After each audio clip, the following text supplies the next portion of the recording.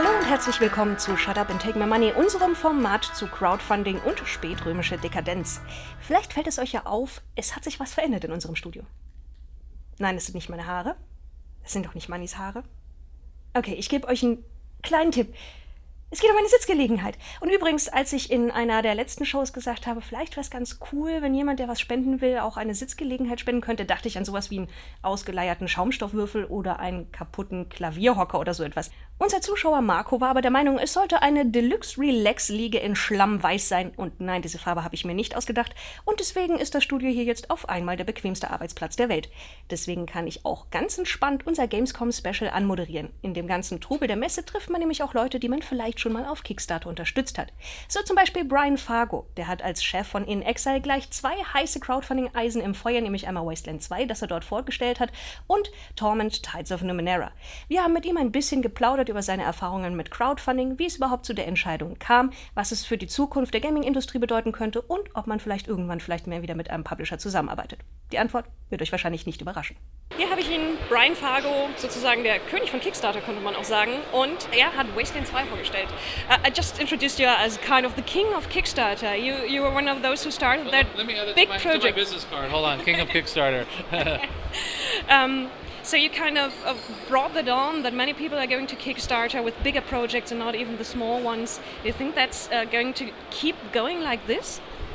I think it's inevitable. I mean, if you look at crowdfunding, go beyond Kickstarter, go beyond video games, it's already a multi-billion-dollar a year business, and it's continuing to go across the spectrum of many different things. I mean, they're coming up with cures for cancer, they're doing movies, genetically modified plants. I mean, it's hitting everything.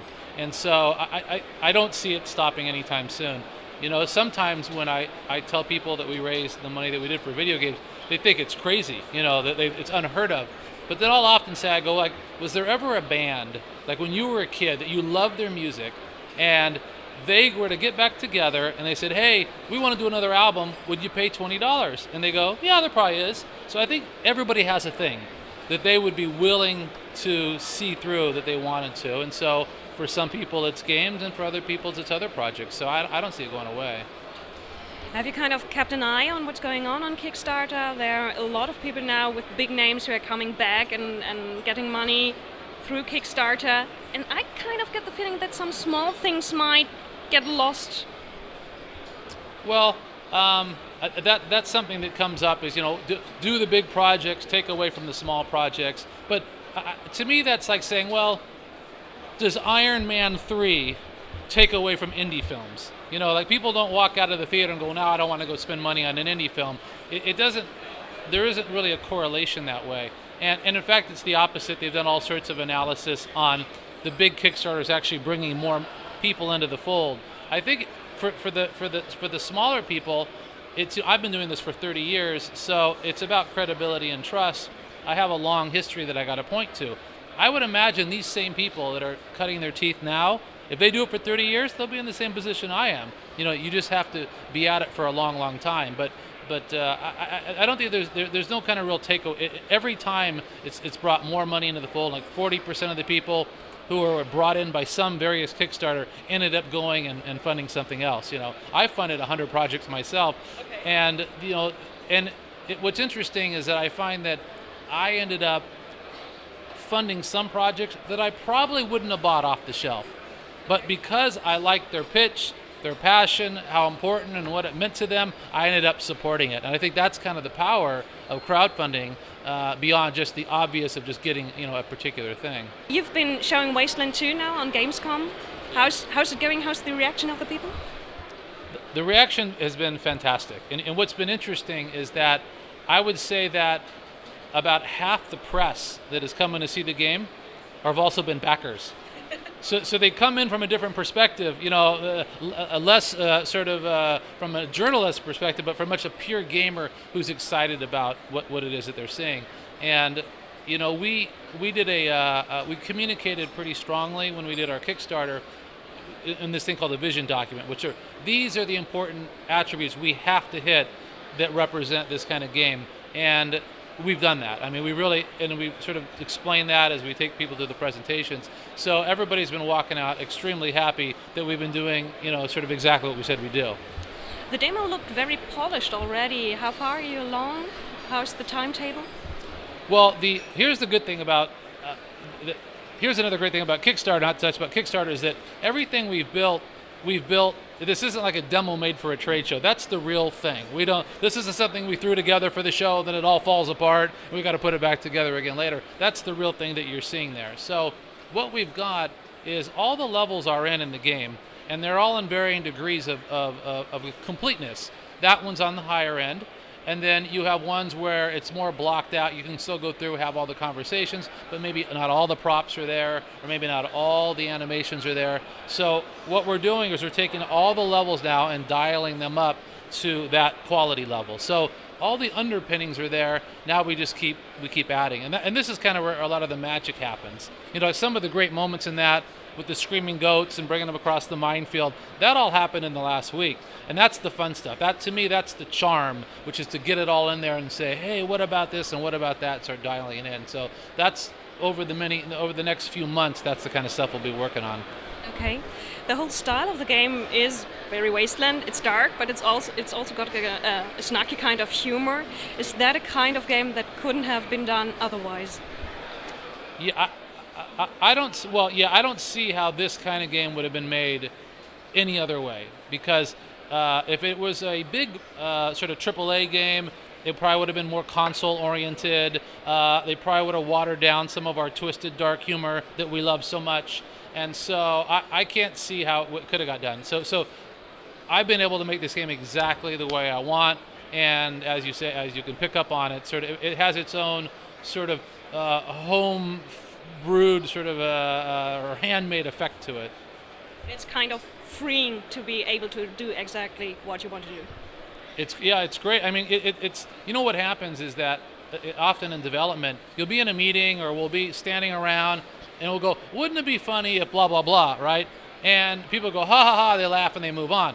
Well, when I hear that stuff, I'm like, write it down. I don't care how weird it is. I tell my guys, I'd rather pull you back than push you forward. So we come up with all this crazy stuff, and then we get to actually do it.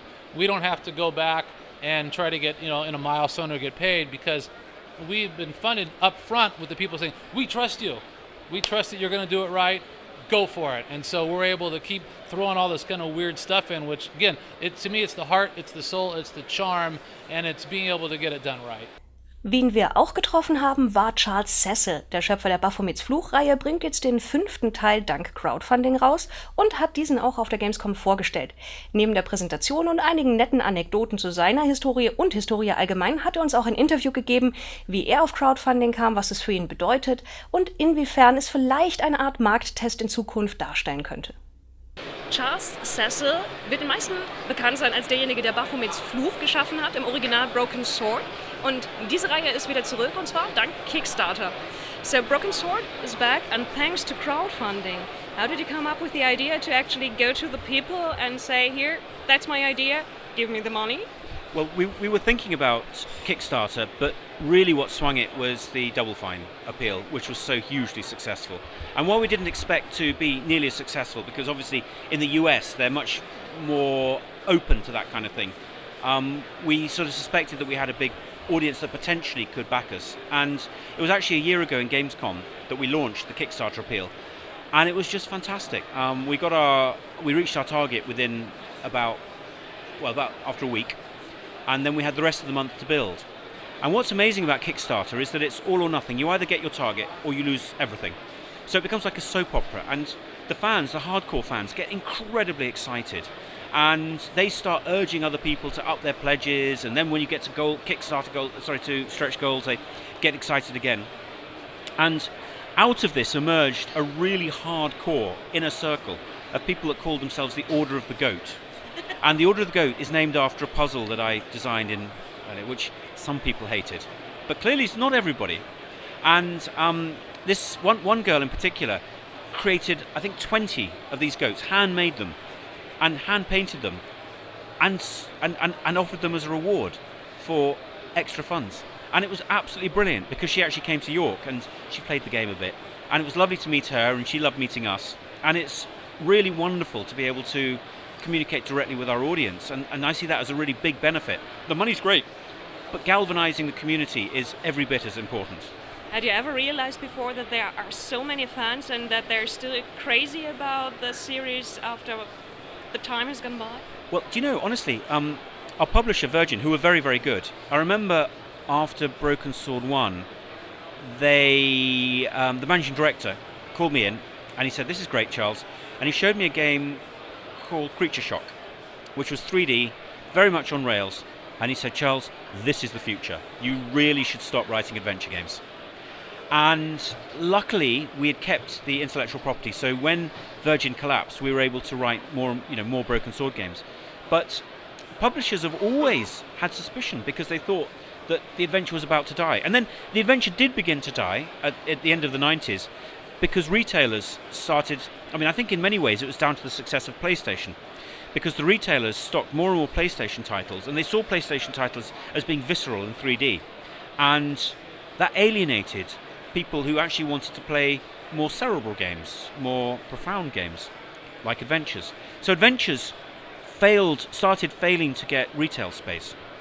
And certainly when we wrote Broken Sword 3, we were writing it specifically for console, so we went to direct control, which changed the whole feeling of it totally. Because publishers were also saying that PC was dead. And clearly it's been proven since digital has come out that is utter nonsense. But these people were after short-term profitability. They weren't looking at the big picture. And I guess in the short term, you made a lot more money producing console games than you did supporting the PC market. But how that's changed. Do you think that a lot of this is going to come back thanks to Kickstarter and other sites like that this is just the beginning, that people realize 2D adventures, games with more depth to it, they're still great? Well, I think it's put pay to the idea that everything has to be 3D. What will almost certainly happen, we're now 2-3 months off finishing. I'm really confident that people will be very happy, very pleased, and that it will be deemed to have been a success. Some Kickstarters will collapse spectacularly, and that will change the point of view. I think there was a rush of people, and Double Fine were very much at the top of that, where you could ask for anything, and there was this euphoria of being able to deal directly with developers. We were 6 months after Double Fine. It was beginning to wane, but we came up with a demo. Instead of saying, as they had done, "Give us this money and we will write an adventure game. We don't know what it's going to be, but we'll do it with you." I wasn't able to do that. I didn't feel confident. I felt I had to go to the audience and say, "This is our game. These are the characters. This is what they look. This is the story. And so you're investing in something that we've already spent a lot of money on, and so you're helping us get to the next level rather than helping us start from the beginning." I think probably there will be failures. I think it will dent the confidence, but it's such a powerful way of endorsing a product that what I think will happen is that venture capitalists and investors will come in and say, if you can, if a game costs €2 million, if you can kickstart 250,000, then that will give us confidence that there's demand, and then we'll pay the rest. And that will be a really valid way of giving comfort to investors that actually there is a demand, and therefore the investment is less risky. And it'll also give confidence to the audience, because they'll have the confidence that there's somebody behind them, that if they can get to this first stepping stone, then somebody else will step in. Because the other thing, of course, is that people are saying that, give me €40,000 and I'll write a game. Well, you can't write a game for €40,000. That's the big problem. Broken Sword is over €1 million. But we knew that. We knew that if we could get, $500,000, which we will do after we've, taken off taxes and things, that's a fantastic investment into the riskiest part of the project. And then after that, we can self-fund and borrow against it. And that's great. That's what we expect to do. But we don't go in expecting Kickstarter to pay for the whole project. So you think that maybe it's going to be kind of a symbiosis, that crowdfunding is the first step, and then you're going to work with publishers, and that's kind of not parallel, but it's going to work together? I'm not sure you'd want to work with publishers, because we do work with publishers, and publishers will publish our game, but somebody needs to have taken the risk, and somebody needs to take the lion's share. Now, when we wrote Broken Swords 3 and 4, the retailer was taking half, and then the publisher was taking off cost of goods, and then paying us 20%. So we were effectively getting 7% of the retail. But against that was being set development costs, localization costs, testing, and other things as well, against our 7%. So it meant that we never, ever earned any royalties. Through Steam, through the Android store, through the Apple store, we're getting 70%. So we're getting 10 times the amount. So clearly, there's always going to be a friction, and whoever takes the risk in the first place is going to take the lion's share. And what our crowdfunding allowed us to do was put ourselves in the driving seat for the first time ever, which is why I am genuinely really grateful to the people who got excited, who helped drive it, who got us to our target, who got us to double our target, and have allowed us to control. Because the other thing is that if we were being funded by a publisher, I would be really stressed now, because I would be planning the next game just at the critical part of this game, because we'd need to pay the wages, we'd need to know what we're doing next. But the way that we work is that we can reach the end of the project, and we can, I really don't know what we're going to do next, and we're going to start it in 3 months' time, because I don't need to decide now, and it can be much more relaxed. It's a much better way of developing. So if you could, you would keep doing it like that? Yes. And I would like, not if we were to do a new Broken Sword, that's one thing, because we know that we've got an audience, but people are asking about whether we'll do a new Beneath the Steel Sky. Now, I would want to do a Kickstarter for that, just to prove that there is a demand, there is a big audience. I know that there's a hardcore of people who really love it, but I have no idea how broad that is. Kickstarter is a great way of testing the market. And we're not going to say we won't write it unless you guys pay for the whole thing. What we'll say is, you prove there's a demand, we'll fund the majority of it, you pay for the most dangerous part at the start, and then we'll fund it, and then we'll see where we go, and we'll write it. Or maybe an original game. But again, we'd want to do a Kickstarter. It's a great way of testing the market. Das war's für heute mit Shut Up and Take My Money. Wie immer sind wir offen für Vorschläge und Anmerkungen, und Manni und ich lehnen uns jetzt zurück auf diese bequemen Liege. Das nächste Mal moderieren wir von hier aus natürlich auch, aber dann wieder eine normale Show.